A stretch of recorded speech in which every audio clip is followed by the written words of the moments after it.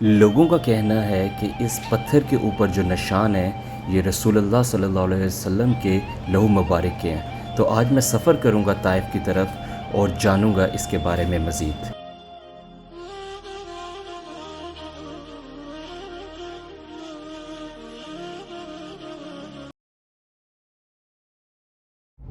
جی تو آج میں ٹریول کرنے والا ہوں طائف کے ٹور پہ، اور اس کے اندر کچھ مین ڈیسٹینیشنز ہوں گی جس میں کہ 2 سے 3 تو مساجد کی زیارت ہیں، جس میں مسجد عبداللہ ابن عباس ہیں، اس کے علاوہ مسجد عطاس ہے۔ یہ وہ جگہ ہے جہاں رسول اللہ صلی اللہ علیہ وسلم طائف کے سفر پہ آرام کرنے کے لیے رکے تھے۔ اور اس کے علاوہ یہاں پہ ایک ہلی ایریا ہے الشفا کے نام سے، اس ایریے کو وزٹ کریں گے۔ وہاں پہ کچھ چشمے ہیں، ان کو بھی وزٹ کریں گے۔ 2 days ٹور ہوگا نیئرلی، اور کوشش کروں گا کہ میں تمام ایریاز کو کور کروں اور آپ تک جو ہے ان سائڈ آؤٹ اس کی پہنچاؤں۔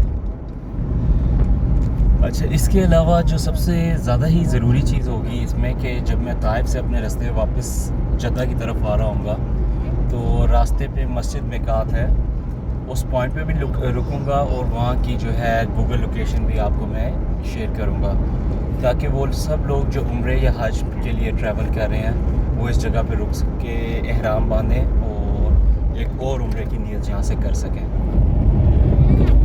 اس ٹرپ کے لیے میں کچھ زیادہ ایکسائٹیڈ اس وجہ سے بھی ہوں کہ it's now summer in Jeddah and Mecca, لیکن ایز سون ایز ہم شفا پہنچیں گے اور طائف ریجن میں پہنچیں گے تو ٹمپریچر جو ہے نیچرلی جو ہے 40 ڈگری سینٹی گریڈ سے 20 ڈگری سینٹی گریڈ تک ڈراپ ہو جاتا ہے۔ So nights are really cool there, آپ کو 15 degree centigrade in summer وہاں پہ ٹمپریچر جنرلی رہتا ہے نائٹس کا۔ سو کچھ ویدر کی فورکاسٹ بھی ہے رینی، سو آئی ہوپ کہ ٹرپ اور بھی زیادہ خوبصورت ہوگا۔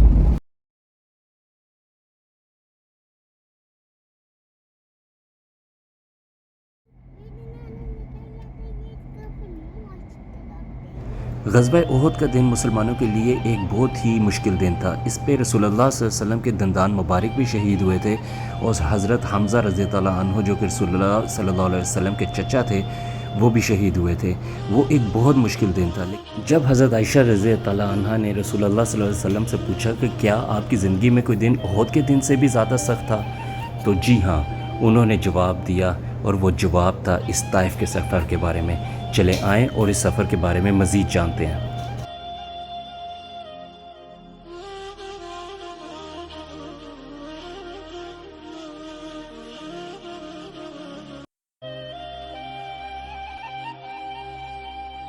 جی تو میں اس ٹائم موجود ہوں مسجد کوہ کے اوپر، اور یہ مسجد بہت ہی تاریخی اہمیت کی حامل ہے، اور اس مسجد کے اندر ایک پتھر بھی ہے جس کے بارے میں کہا جاتا ہے کہ شاید وہ جو نشان اس کے اوپر لگے ہوئے ہیں وہ رسول اللہ صلی اللہ علیہ وسلم کے لہو مبارک کے نشان ہیں۔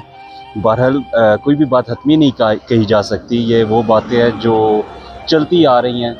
اس کے علاوہ یہ مسجد جو ہے اس کے بارے میں ایک بات بھی اور بھی کہی جاتی ہے کہ یہ وہ مقام ہے جہاں رسول اللہ صلی اللہ علیہ وسلم جب طائف کے سفر میں آئے اور وہ زخمی حالت میں تھے تو وہ اس جگہ پہ رکے تھے۔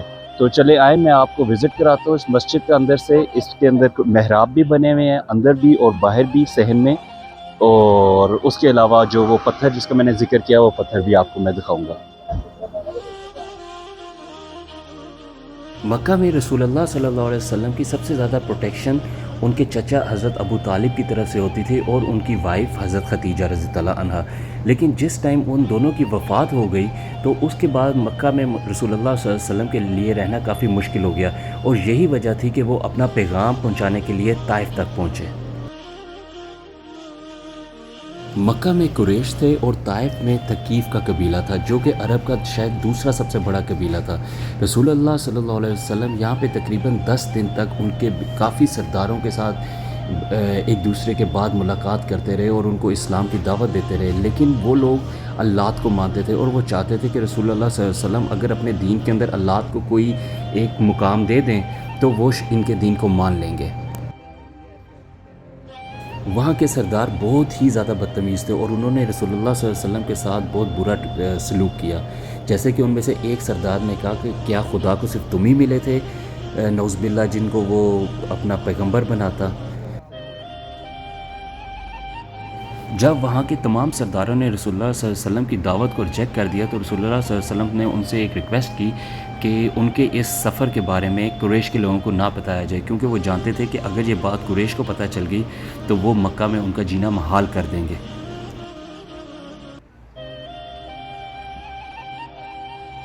ताइफ के सरदारों ने इस बात को भी रिजेक्ट कर दिया, बल्कि उनके पीछे एक छिछोरे से लड़के भेजे और अपने ग़ुलाम भेजे कि जाएं और जाकर रसूलुल्लाह सल्लल्लाहु अलैहि वसल्लम को पत्थर मारें, और जिसकी वजह से रसूलुल्लाह सल्लल्लाहु अलैहि वसल्लम शदीद ज़ख्मी हो गए। और ये वो मकाम था जहाँ उस ज़ख्मी हालत में रसूलुल्लाह सल्लल्लाहु अलैहि वसल्लम आए और उन्होंने आके इस पत्थर में जो आपको सामने नज़र आ रहा है इसके साथ टेक लगाई।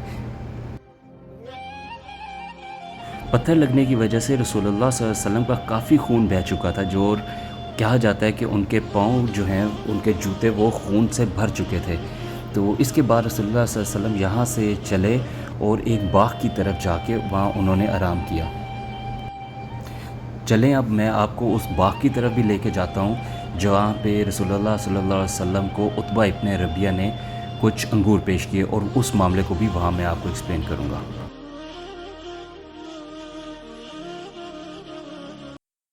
यही वो जगह है जहाँ रसूलुल्लाह सल्लल्लाहु अलैहि वसल्लम की वो मसनून दुआ है जो उन्होंने ताइफ में मांगी, जिसमें उन्होंने अपनी कमज़ोरी और अपनी ज़ईफ़ी का ज़िक्र किया और वो जो जुल्म जो उनके ऊपर हुआ था, और अल्लाह ताला से दुआ मांगी और कहा कि या अल्लाह, अगर तू मुझसे खुश है तो मुझे इस सब की कोई परवाह नहीं। यही वो मौका है जब जिब्रील अलैहिस्सलाम रसूलुल्लाह सल्लल्लाहु अलैहि वसल्लम के पास आए और कहा कि अल्लाह ताला फ़रिश्ते को हुक्म देंगे कि वो दो पहाड़ों को आपस में जोड़ दें और ये ताइफ के लोग बीच में क्रश होकर मर जाएं। तो रसूलुल्लाह सल्लल्लाहु अलैहि वसल्लम ने तब भी उनका जो रहम का अंसर था वो इतना ही ज़्यादा था कि रसूलुल्लाह सल्लल्लाहु अलैहि वसल्लम ने उस हालत में भी कहा कि नहीं, अल्लाह इन्हीं लोगों में से, इन्हीं की औलादों में से ऐसे लोग पैदा करेगा जो अल्लाह ताला की इबादत करेंगे। और सुभान अल्लाह, उन्होंने तब भी उन लोगों के लिए दुआ ही की।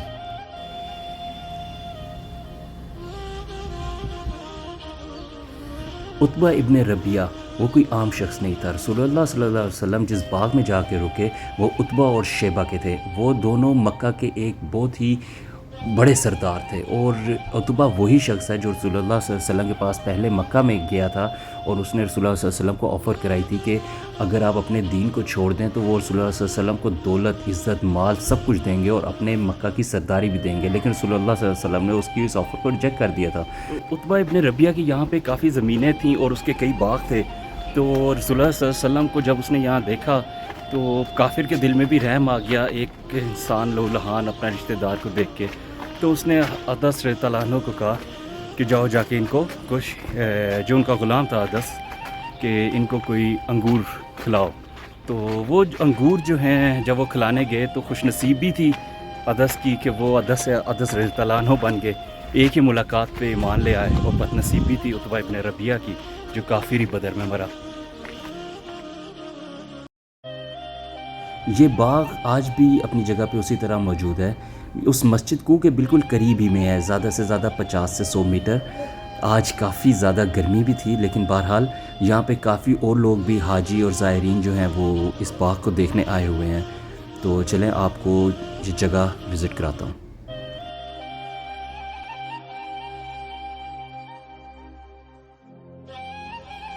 अब मैं पहुँच गया हूँ मस्जिद अदस पे। ये मस्जिद अदस रज़ियल्लाहु अन्हु के नाम पे बनाई गई है, और कितने खुशनसीब वो इंसान थे जो रसूलुल्लाह सल्लल्लाहु अलैहि वसल्लम के साथ पहली मुलाकात में ईमान ले आए। ग़ुलाम थे उतबा इब्न रबिया के, और कितना बदनसीब था उतबा इब्न रबिया जिसको रसूलुल्लाह सल्लल्लाहु अलैहि वसल्लम ने मक्का में इतनी दफ़ा दावत दी इस्लाम की, लेकिन वो बंदा बदर के अंदर जो है काफिर ही मरा। और ये मस्जिद हमें उस वाक़े की याद दिलाती है जब रसूलुल्लाह सल्लल्लाहु अलैहि वसल्लम अपने ताइफ के सफ़र पे लौलहान थे और वो इस मकाम के ऊपर क़याम पज़ीर थे। ये वो मौका था जिस टाइम पर रसूलुल्लाह सल्लल्लाहु अलैहि वसल्लम के पाँव जो हैं वो खून से भरे हुए थे, उनके जूते जो हैं वो खून से भरे हुए थे। वो जगह है जहाँ रसूलुल्लाह सल्लल्लाहु अलैहि वसल्लम आके जब बैठे, उनके साथ ज़ैद बिन हारिस आए थे। वो वाहिद शख्स थे जो मक्का से उनके साथ इस सफ़र पे मौजूद थे। जब अदस यहाँ पे उनके साथ, उनके पास जो हैं अंगूर लेके पहुँचे तो रसूलुल्लाह सल्लल्लाहु अलैहि वसल्लम ने बिस्मिल्लाह पढ़ के वो अंगूर खाना शुरू कर दिए। جس کے جواب میں ادس نے کہا کہ آپ نے تو کچھ ایسا بولا ہے جس کے بارے میں یہاں کے لوگ کو زیادہ واقف نہیں. تو رسول اللہ صلی اللہ علیہ وسلم نے ادس سے پوچھا کہ تم کس علاقے سے ہو اور تمہارا دین کیا ہے, جس کے جواب میں انہوں نے بتایا کہ میں جس علاقے سے آیا ہوں اور اپنا ریلیجن جو ہے وہ کرسچن بتایا. تو رسول اللہ صلی اللہ علیہ وسلم نے فرمایا اچھا تم تو بالکل یونس علیہ السلام کے علاقے کے ہو, جس پہ ادس بہت حیران ہوئے اور انہوں نے کہا کہ آپ ان کو کس طرح جانتے ہیں, ان کو تو اب اس علاقے میں مشکل سے 10 لوگ جانتے ہوں گے. اور رسول اللہ صلی اللہ علیہ وسلم نے فرمایا کہ وہ میرا بھائی تھا اور میں بھی, اور میری ہی طرح وہ بھی رسول تھے. اس جواب کو سن کے ادس جو ہیں وہ ادس سے رضی اللہ عنہ ہو گئے اور انہوں نے جو ہے رسول اللہ صلی اللہ علیہ وسلم کا ماتھا چوما, ہاتھ چوما اور تعظیماً ان کے پاؤں چومے. اس پورے واقعے سے جو ہم سب سے بڑا سبق سیکھ سکتے ہیں کہ نیکی کی کسی بھی کوشش یا عمل کو حقیر نہیں سمجھنا چاہیے, بلکہ ثابت قدم رہنا چاہیے اور اپنے حصے کا کام خلوص نیت کے ساتھ کرتا رہنا چاہیے, قطع نظر اس کے کہ نتیجہ کچھ بھی ہو اور جلد یا بتیر نتائج سامنے آ ہی جاتے ہیں.